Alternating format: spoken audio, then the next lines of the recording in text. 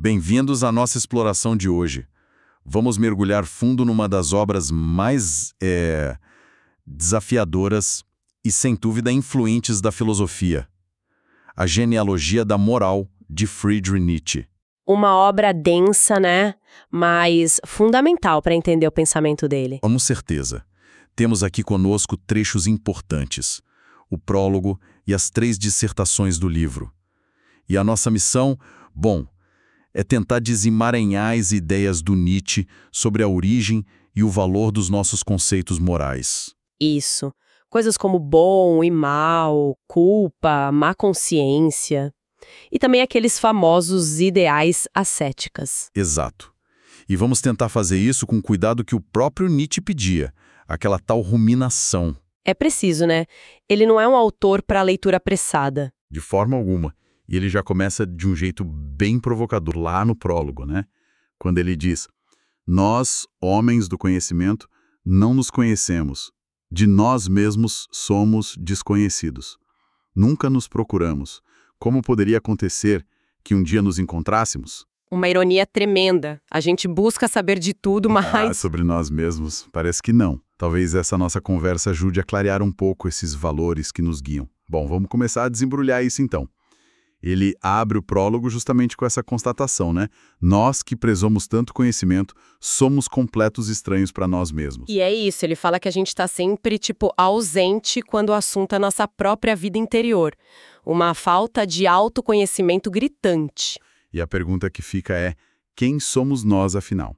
É uma pergunta que ecoa o livro todo. E é interessante como ele coloca as ideias dele. Ele não as vê como algo que surgiu do nada, isolado. Não, né? Não, ele fala numa raiz comum, numa vontade fundamental de conhecimento que foi crescendo, amadurecendo dentro dele por muito tempo. Quase como uma árvore que dá frutos. Exatamente. Pensamentos interligados que cresceram juntos, e ele faz questão de dizer que não depende da aprovação de ninguém.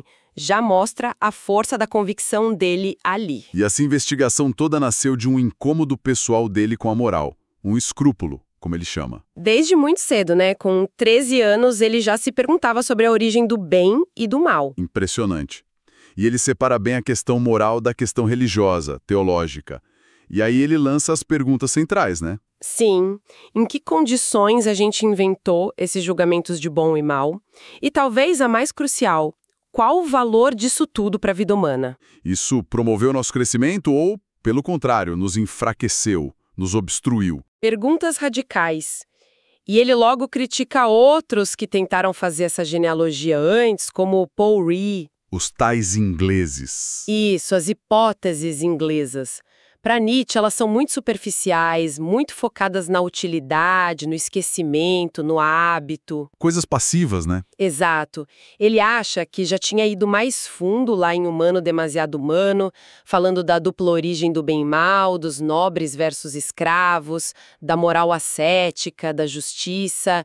Ele queria ir na raiz mesmo. E o alvo principal dele, parece, é o valor intrínseco da moral. Ele mira direto no Schopenhauer, né? Sim, naquela valorização da compaixão, do não-egoísmo.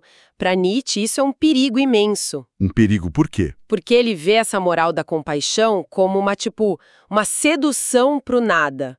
Uma vontade que, no fundo, se volta contra a própria vida. Uma negação. Entendi. E daí vem a nova exigência dele. Que é fazer uma crítica radical dos valores morais.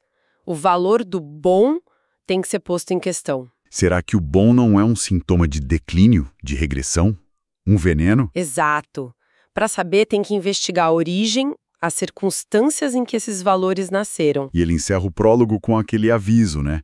Ler Nietzsche exige paciência, exige ruminação. Quase como uma vaca ruminando, ele diz. Ler é uma arte, especialmente os aforismos dele. Não dá para só passar o olho. Não mesmo. Então vamos para a primeira dissertação. Bom e mal. Bom e ruim. Ele volta a criticar os psicólogos ingleses. Sim, acusa eles de só procurarem a origem da moral no lado, digamos, vergonhoso da natureza humana. Hábito, esquecimento, erro, passividade. E ele questiona a motivação por trás disso. Seria um instinto de diminuir o ser humano? Pessimismo? Ou até um ressentimento contra o cristianismo? Ele defende que a busca pela verdade tem que encarar tudo, mesmo o feio, o desagradável, o amoral, sem medo. E aí vem a primeira grande tese dele que inverte tudo. Totalmente. A ideia de que o julgamento bom não veio de quem foi beneficiado por ações boas e achou aquilo útil, mas sim Veio dos próprios bons, dos nobres, dos poderosos, da aristocracia, que se sentiram e se nomearam como superiores, como bons. é o tal patos da distância. Exatamente. Essa sensação de superioridade, de diferença hierárquica, é que criou a oposição. Bom no sentido de nobre versus ruim, que seria o baixo, o plebeu, o comum. O direito de dar nomes como ato fundamental de poder, de criação de valor. Isso. E a oposição mais moderna, tipo egoísta versus não egoísta, para ele é algo bem posterior, produto do que ele chama de instinto de rebanho. É uma virada completa na perspectiva usual, né? A moral nascendo da força, da autoafirmação e não da utilidade para o outro. Completamente. E ele busca apoio até na etimologia das palavras. Ah, sim, ele analisa as raízes de bom em várias línguas. Ele tenta mostrar como bom frequentemente se ligava à nobreza, poder, guerra, cita o grego stlos, o latim bonus como guerreiro, o gaélico fim ligado ao louro, nobre. Mesmo que algumas etimologias sejam debatidas hoje em dia, a ideia central dele é forte. Sim, a ideia de que a linguagem guarda vestígios dessa origem aristocrática dos valores. Ele até entra na questão polêmica das raças, sugerindo que a democracia poderia ser um eco de valores de raças subjugadas. Aí já entra num terreno bem delicado. Mas surge outra figura importante na análise dele: a aristocracia sacerdotal. Sim, os sacerdotes. Eles introduzem uma nova oposição, puro versus impuro. E como Nietzsche os vê? Eles os vê como mais contemplativos, menos ligados à ação física e até com uma natureza meio malsã, doentia. As curas que eles propõem, jejum, castidade, metafísica antissensual, são vistas por ele como perigosas a longo prazo. É com eles que o homem se torna interessante, mas também mau, num sentido mais profundo. Exatamente. E o conflito entre esses sacerdotes e os guerreiros, os nobres, é crucial para ele. Por quê? Porque a moral sacerdotal, embora derive da nobre, se torna o oposto dela. Como os sacerdotes são fisicamente mais fracos, eles desenvolvem o que Nietzsche chama de ressentimento. Ressentimento? Um ódio impotente. Isso, um ódio espiritual, venenoso, que não pode agir diretamente. E os judeus, para Nietzsche, são o exemplo máximo disso. Ah, a famosa análise sobre os judeus. Sim, ele argumenta que eles pegaram a equação de valores nobre, bom igual a nobre, igual a poderoso, igual a belo, igual a feliz e a inverteram radicalmente. Dizendo que os bons são Os miseráveis, os pobres, os fracos, os sofredores. Eles é que seriam os bons, os abençoados por Deus. É a revolta dos escravos na moral. Uma vingança espiritual feita através da redefinição de todos os valores. uma análise extremamente controversa, sem dúvida. E ele não para por aí. Não, ele diz que o amor cristão não seria o oposto desse ódio judaico, mas sim a sua culminação, a sua forma mais sutil e eficaz de se espalhar. Jesus como a isca para esses valores invertidos? É a leitura dele. A vitória de Israel teria vindo justamente através do cristianismo, seu aparente antagonista. Uma vitória sub hoc signo, sob o signo da cruz. E o resultado dessa revolta dos escravos? É o triunfo da moral do homem comum, a abolição dos senhores. Nietzsche vê isso como um envenenamento geral, uma plebização dos valores. Ele critica até os livres pensadores que rejeitam a igreja, mas continuam abraçando essa moral do ressentimento. E como funciona essa dinâmica do ressentimento mais detalhadamente? A moral escrava, ele diz, nasce de um não a algo que está fora dela. É fundamentalmente reação. Já a moral nobre nasce de um sim a si mesma. É ação criadora, espontânea. E a diferença entre ruim e mal? O ruim, na moral nobre, é só um contraste pálido, algo que não é como o nobre. Já o mal, na moral escrava, é a criação central. É o inimigo externo, odiado, que precisa ser demonizado e falseado. O nobre esquece, o ressentido rumina. Exato. O nobre age e esquece, é franco. O ressentido não pode agir diretamente, então ele rumina, guarda rancor, é oblíquo, ama esconderijos, desenvolve a inteligência como arma. É nesse contexto que ele fala da besta loura. Sim, como metáfora para esse fundo selvagem, predatório que existiria nas raças nobres, nos conquistadores. A cultura, para ele, seria em grande parte a domesticação dessa besta. E o ressentimento nisso tudo? Ele admite que o ressentimento se tornou um instrumento da cultura, ajudou a refinar o homem. Mas, no fundo, ele o vê como um retrocesso, um nivelamento por baixo. Daí a aversão dele ao homem moderno medíocre. Essa aversão leva a um lamento, uma busca por um tipo humano superior. Sim, um anseio por um homem que justifique o homem, que vá além dessa mediocridade ressentida. Ele descreve com ironia a oficina onde se fabricam ideais. Aquela parte em que ele mostra como a fraqueza vira virtude. Exatamente. A impotência vira bondade, a baixeza vira humildade, a submissão vira obediência, a covardia vira paciência. E a vingança se disfarça de busca pela justiça divina, pelo reino de Deus. Uma grande farsa, na visão dele. E ele não poupa críticas à crueldade escondida nessa moral. De jeito nenhum.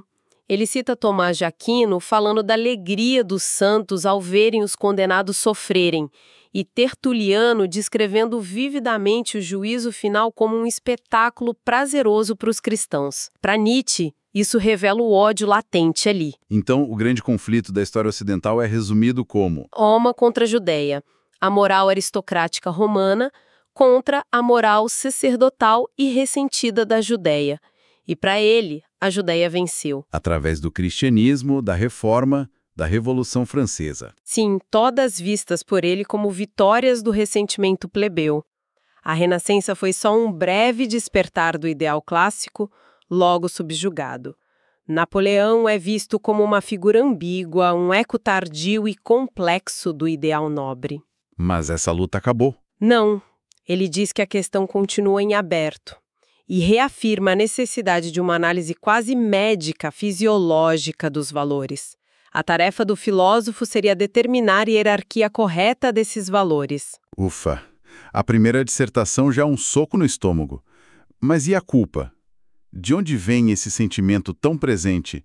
É o tema da segunda dissertação, né? Culpa, má consciência, coisas afins. Exato. E ele começa com um paradoxo interessante. Como foi possível criar um animal que pode fazer promessas? Um animal que cumpre o que diz. Isso. Para isso foi preciso vencer o esquecimento. E ele tem uma visão curiosa do esquecimento. Que não é só passividade. Ele não alivia aí, né? Não mesmo. A resposta é brutal, através da dor. Algo fica gravado a fogo para permanecer na memória, ele diz. Os castigos cruéis do passado. Tinham essa função mnemotécnica para ele. Não era só punir, era gravar regras, limites, criar uma memória corporal das proibições, tornar o homem calculável, previsível. E é desse processo que surge o tal indivíduo soberano. Sim, aquele que internalizou as regras a ponto de poder prometer de ter a sua própria consciência como guia. Mas a chave mesmo da dissertação é a origem da palavra culpa. A palavra alemã Schuld. Que significa tanto culpa moral quanto dívida material. E Nietzsche diz que aí está o erro dos genealogistas anteriores. Não perceberam que a culpa moral deriva da dívida material. A origem não é moral, é econômica. Exato. O castigo primitivo não tinha a ver com livre-arbítrio ou responsabilidade interna. Era simplesmente o pagamento de uma dívida. O dano causado tinha que ser compensado. E a compensação era... A dor infligida ao devedor. Sim. O credor tinha o direito de extrair prazer do sofrimento do devedor como forma de compensação. Prazer em causar dor. Faire le mal pour plaisir de le faire. É isso. Um direito à crueldade, como parte da relação credor-devedor. A crueldade era até uma festa, um espetáculo público. Ele menciona os deuses gregos se divertindo com as tragédias humanas. Sim, como espectadores de um festival. A própria ideia de livre-arbítrio, ele sugere, ironicamente, talvez tenha sido inventada, para tornar o espetáculo do sofrimento humano mais interessante para os deuses. E essa lógica da dívida e da troca se expande para a sociedade. Com certeza, a comunidade passa a ser a grande credora. O criminoso é alguém que quebrou o contrato, que tem uma dívida com a comunidade. E o castigo evolui. Sim, com o fortalecimento da comunidade, a justiça se torna menos vingativa, busca equivalências, composition, protege o criminoso da ira direta e pode até chegar à graça, ao perdão, que ele vê como um privilégio do poder, da força que pode se dar ao luxo de perdoar. E ele volta a atacar a ideia de que a justiça nasce do ressentimento. Sim, ele critica Dühring nesse ponto, diz que, ao contrário, a justiça imposta pelos fortes, pelos ativos, é uma luta contra o sentimento reativo, estabelecendo leis impessoais que tiram o foco do dano pessoal. O ressentimento, para ele, inventa outra coisa. A má consciência. A justiça vem depois. E ele insiste que a vida, em sua essência, é exploração, violência, apropriação. A justiça, como entendemos, é uma exceção criada, não a regra da natureza. E aquela distinção importante entre a origem de algo e sua finalidade. Fundamental. A origem do castigo é uma coisa, mas a sua utilidade, o seu sentido, mudou inúmeras vezes ao longo da história. Algo que existe é sempre reinterpretado pela vontade de poder. Então o castigo já serviu para muitas coisas. Neutralizar, intimidar, compensar danos, isolar perigosos, melhorar, criar memória, até como festa. Não existe o sentido único do castigo. O procedimento é antigo, mas o sentido é fluido. E ele afirma que o castigo, na prática, raramente desperta remorso ou culpa no criminoso. Exato. Geralmente endurece, aumenta a resistência. O criminoso não vê seu ato como o repreensível em si, porque a própria justiça usa métodos parecidos, violentos. A verdadeira origem da má consciência, da culpa internalizada, é outra. E qual é essa grande hipótese dele? A má consciência surge quando o homem é forçado a viver em sociedade, confinado pelas regras da paz. Os instintos selvagens de liberdade, de agressão, de aventura não podem mais ser extravasados para fora. Então eles se voltam Para dentro.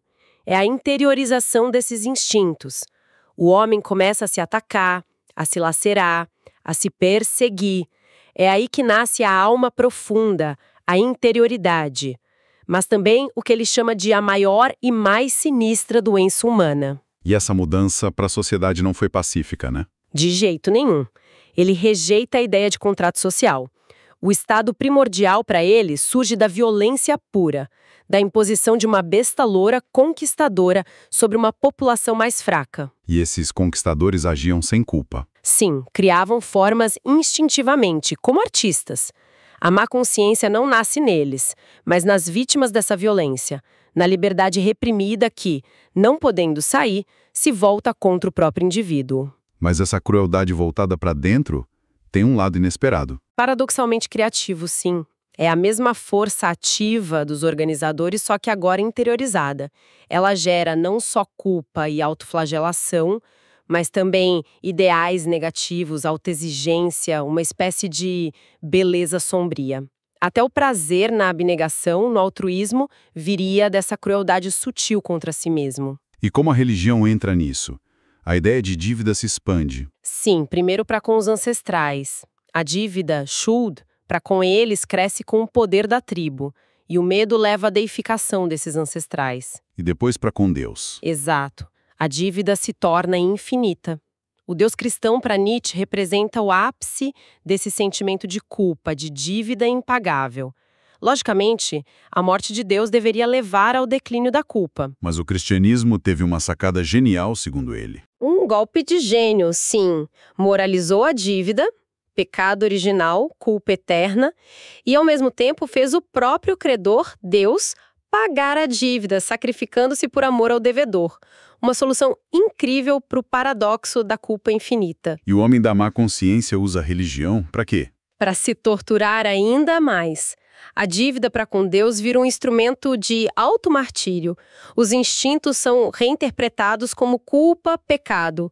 A tensão entre Deus e diabo, o não a si mesmo é projetado num Deus juiz, santo, carrasco, uma loucura da vontade que transforma a terra num hospício. Mas ele oferece uma alternativa, os gregos. Fim, ele contrasta com os deuses gregos.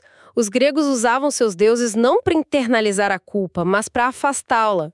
Justificavam as más ações humanas atribuindo-as aos deuses, à loucura, ate, a um destino cego, mas não ao pecado pessoal.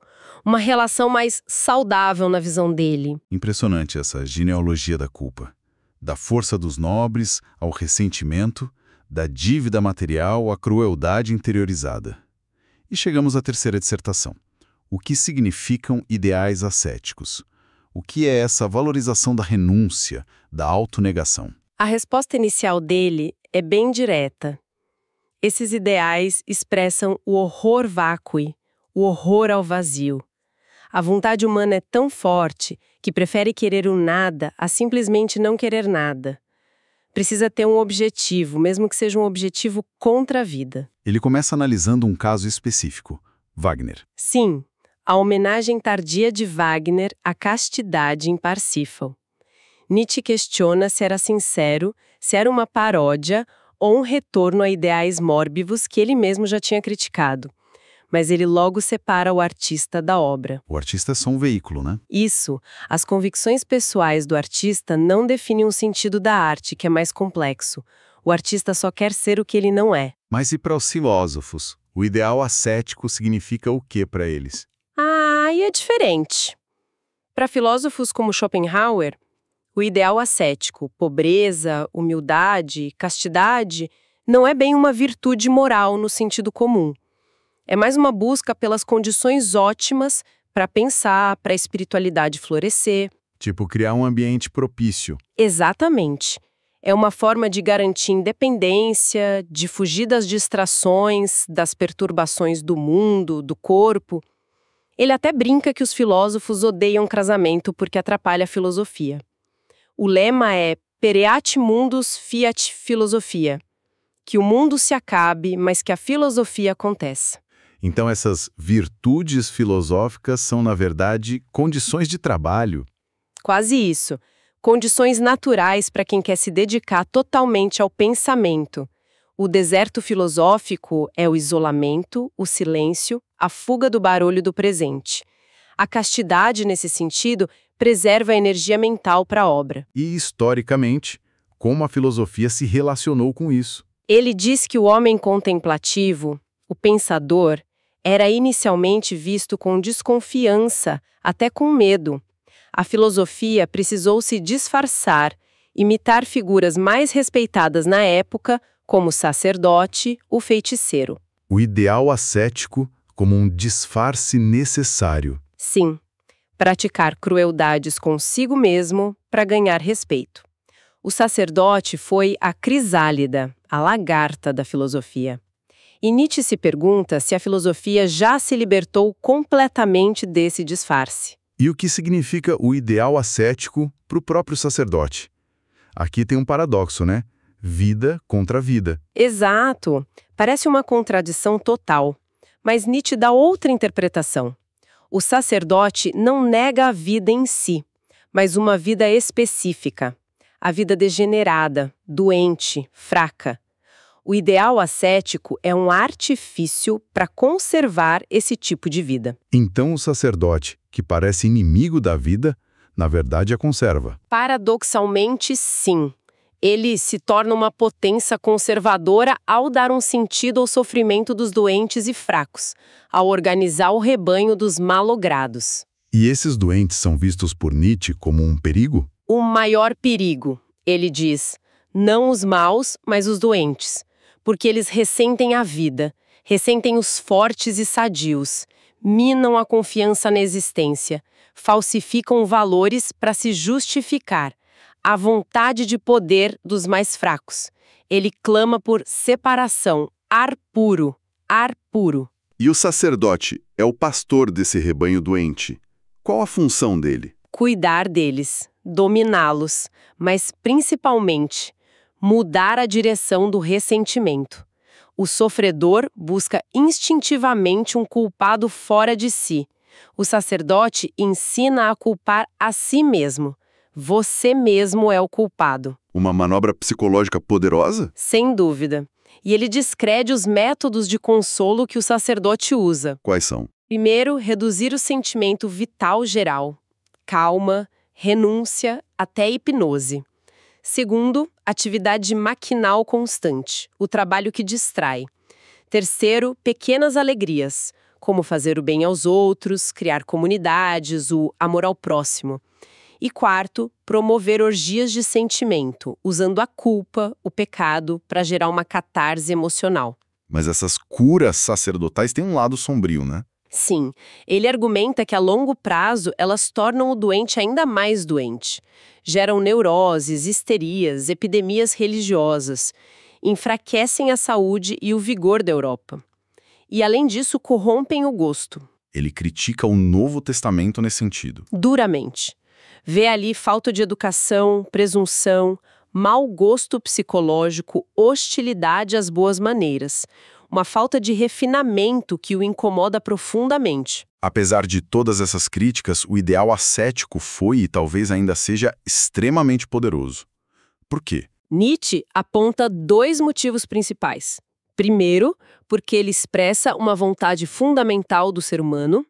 E segundo, e talvez mais importante, porque não surgiu um ideal contrário com força suficiente para desafiá-lo. Faltou um objetivo oposto. E a ciência moderna? Não seria esse ideal contrário? Aí vem a grande provocação dele. Não. A ciência moderna, com toda a sua objetividade e busca por fatos, é, na verdade, a forma mais recente, mais refinada e talvez mais perigosa do próprio ideal ascético. Como assim a ciência aliada do ideal ascético? Porque, no fundo, a ciência compartilha com o ideal ascético a mesma fé incondicional. A fé, na verdade, como valor supremo inquestionável. A vontade de verdade. Exatamente. Mesmo os cientistas ateus, os filósofos que buscam a verdade objetiva, ainda estão presos a essa herança ascética. Eles acreditam no valor absoluto da verdade, um valor que o próprio ideal ascético colocou no topo. Então, questionar o ideal ascético significa questionar o valor da própria verdade. É o que ele sugere. Avaliar o ideal ascético implica avaliar a ciência, avaliar nossa fé na verdade. A arte, que brinca com a ilusão, com a aparência, com a mentira, seria, nesse sentido, mais radicalmente oposta ao ideal ascético do que a ciência. Até a historiografia moderna ele critica. Sim, por ser ascética e nihilista em sua busca por uma objetividade que apenas reflete, sem dar sentido, sem ter um pra quê. E a própria vontade de verdade, que nos parece tão óbvia e positiva, se torna um problema filosófico. Se Deus, o garantidor da verdade, morreu, por que ainda essa busca incessante pela verdade a qualquer custo? É a questão que ele levanta, a própria honestidade intelectual, a veracidade cultivada pelo cristianismo, teria levado à sua autodestruição ao questionar a existência de Deus. A moralidade cristã se autodestrói pela sua própria exigência de verdade. E no final das contas, qual foi o grande papel, o grande serviço do ideal ascético para a humanidade? Ele deu um sentido ao sofrimento humano. Antes dele, o sofrimento parecia absurdo, sem propósito. O ideal ascético interpretou o sofrimento como culpa, como prova, como caminho para algo superior. E isso salvou a vontade humana do niilismo total, da sensação de que tudo é em vão. Qualquer sentido era melhor que nenhum sentido. Para a vontade humana, sim, mas Nietzsche alerta, o sentido oferecido era um sentido contra a vida, baseado na negação dos instintos, da terra, do corpo. Era, no fundo, uma vontade de nada. Ele termina com aquela frase impactante. Que ecoa o início da dissertação. O homem preferirá ainda querer o nada a nada querer. A vontade precisa querer, mesmo que seja o vazio. Uau! Que jornada intensa, realmente. Nietzsche nos força a olhar para as fundações do que a gente considera bom, mal, culpado e até mesmo para o valor sagrado que damos à verdade. É uma desconstrução radical. Vimos como ele liga o bom original ao poder aristocrático, a culpa à ideia de dívida material que foi internalizada como crueldade contra si mesmo. E o ideal ascético, como essa tentativa complexa de dar sentido ao sofrimento, mas um sentido que, na análise dele, acaba sendo hostil à própria vida que tenta preservar. Ok, vamos tentar amarrar isso. Exato. O ponto crucial que fica é esse chamado dele para um questionamento implacável dos nossos valores mais arraigados.